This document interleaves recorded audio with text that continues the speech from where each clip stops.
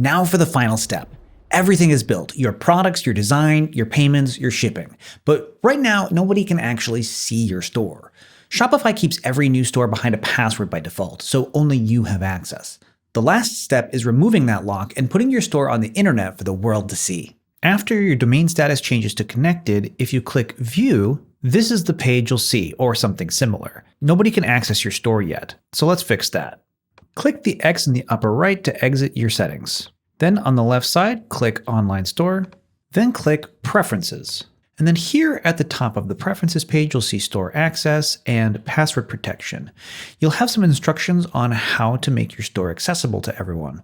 Now, if you haven't added an address to your store, that's what you'll need to do first. So go ahead and click the link if it provides one. Add your business address, and then click Save Business Address. Next, simply disable the toggle for password protection and click Save. Now, if you click to view your store, your beautiful brand new Shopify store is live on the internet, ready to make sales.